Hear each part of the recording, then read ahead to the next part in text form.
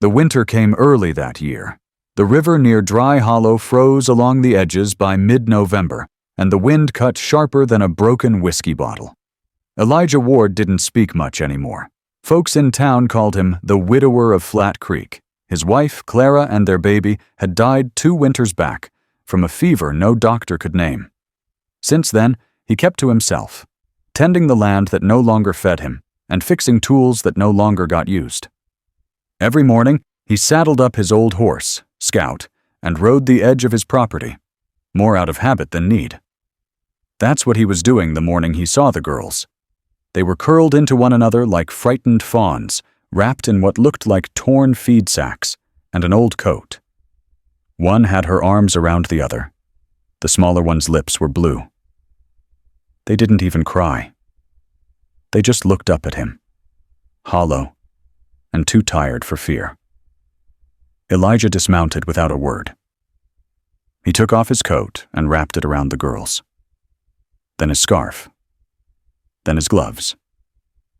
Scout snorted behind him, restless in the cold. Elijah didn't even notice.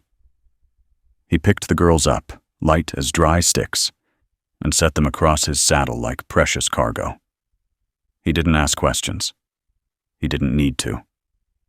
You don't leave children by the river unless something's gone horribly wrong. Back at the cabin. His cabin wasn't much. A potbelly stove, a single cot, 1 chair. But the fire was burning. He put the girls near it, stoked it hot, and boiled some rainwater with peppermint leaves. The older one, maybe 7, wouldn't say much. But her eyes never left her sister. The little one barely stirred. Elijah wrapped them in every blanket he owned. Then he pulled up the only chair and sat the night through, feeding the fire and watching them breathe. In the morning, the older one finally whispered, "Her name's Willa." "I'm June." He nodded once. The whisper of a town. By the end of the week, the whispers had spread through Dry Hollow like smoke from a brush fire. "You hear about the girls up at Ward's place? 2 of them found by the river. I thought he didn't even speak anymore." Miss Lorna, the town schoolteacher, brought books. Reverend Silas sent winter coats. Even old Sheriff Granger came by, tipping his hat and leaving without saying much. People had written Elijah off. Said grief had hollowed him. But now he was chopping extra wood, baking bread, sewing patches onto little dresses by firelight. A man who once walked like he carried a headstone on his back now sang softly while stirring soup. The town came together. One Sunday, he brought June and Willa to church.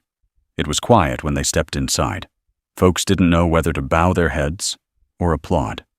But June smiled at the stained glass, and Willa clung to his leg like ivy. That was enough. The weeks passed, winter deepened, but something bloomed in that town.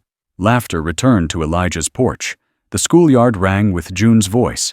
Willa took her first steps between the barn and the creek, and Elijah began fixing other folks' fences again. Nobody ever found out who left the girls or why. Sheriff Granger suspected the truth and never pressed. Some things, he said, are best buried in snow. What he did next come spring, Elijah stood before Judge Hammond with June and Willa beside him, holding his hands. "I ain't blood," he said, "but I reckon that don't matter. I got a room, I got food, and I love 'em." The judge looked over his spectacles and nodded once. That night, the town threw a dinner for the first time in years. The saloon served hot stew for free. The general store gave out boots.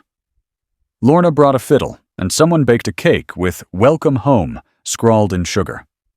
Elijah Ward, once forgotten, stood at the center of it all with his daughters in his arms. And yes, many cried. Not out of sorrow, but because hope, once frozen, had finally thawed. The frost melted slow that year, like the town was afraid to let go of winter. But up at Elijah Ward's cabin, something had changed. The garden was tilled, the windows washed. There were 2 tiny pairs of boots always by the door now, muddy and worn, beside his old scuffed ones. Every evening the girls sat by the window with books Lorna gave them. Willa liked to draw, mostly flowers and horses. June had a habit of reading aloud, even when nobody was listening. Elijah listened anyway. While pretending to whittle or fix a broken hinge, he'd pause just to hear the girl pronounce a new word. He never said much, but the girls didn't need him to. His presence alone had weight, like a hearth that never let the cold in again. The past knocks at the door. One rainy morning in early April, there was a knock at the door. Scout barked, a rare sound these days. Elijah opened it with his hand already resting near the shotgun. A man stood there, tall and gaunt, with hunger in his eyes and a storm in his coat. Behind him, a woman, red-eyed, shivering, held her shawl tight like she was trying to stay invisible. "Elijah Ward?" the man asked. Elijah gave a single nod. "We're June and Willa's parents," the man said.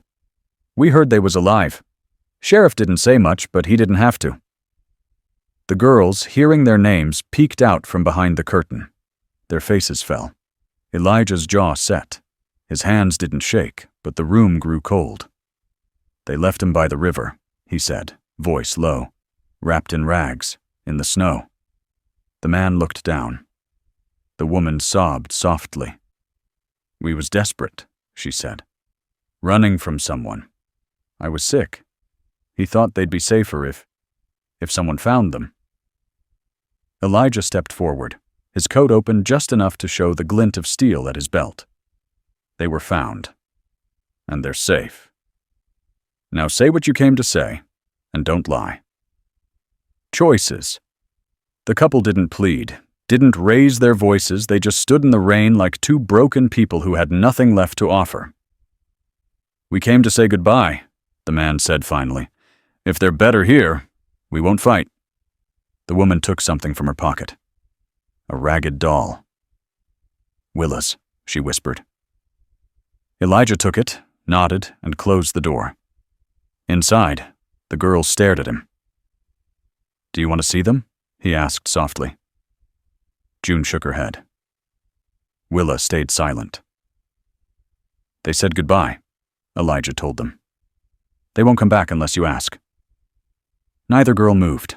Elijah took the doll, stitched the torn side, and placed it in Willa's arms. Nothing more was said that night. The tree. By summer, a plum tree bloomed out back. Elijah planted it with the girls. They named it Clara, after the woman who once rocked Elijah's own daughter to sleep. Every year, when the first fruit came, June and Willa picked them barefoot, laughing until their dresses were stained purple. Elijah always picked one and set it on a small stone under the tree, the one marked with a wooden carving of Clara's name.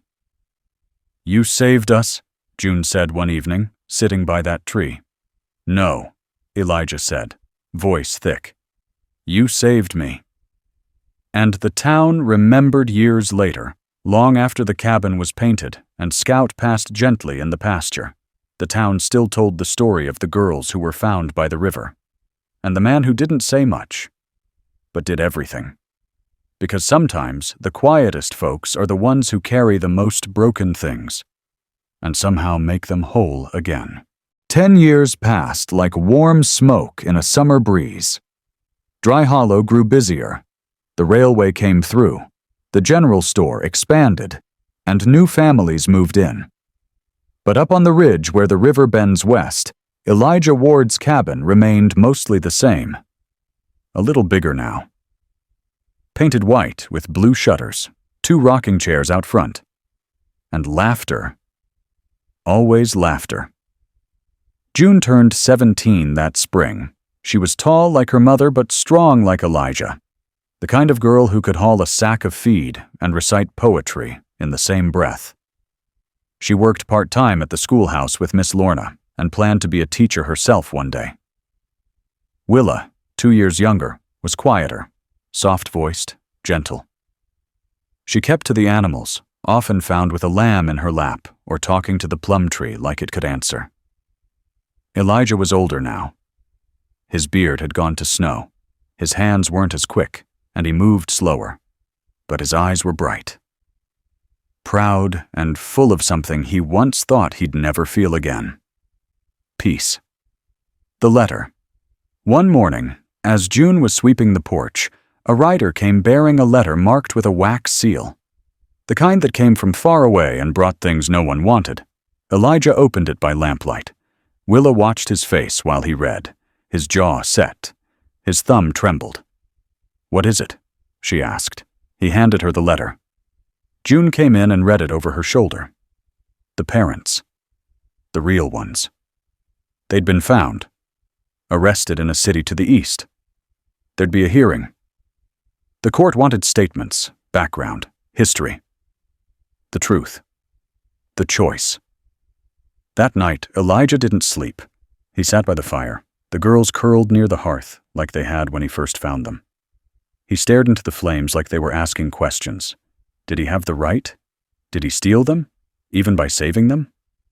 Would they leave him if they saw what they came from?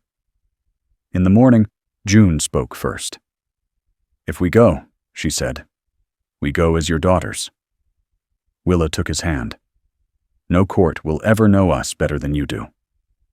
The hearing. The courthouse in Capitol Ridge was colder than any storm Elijah had ever faced. June stood tall in her best dress. Willa held Elijah's hand like she had the day he carried her from the river.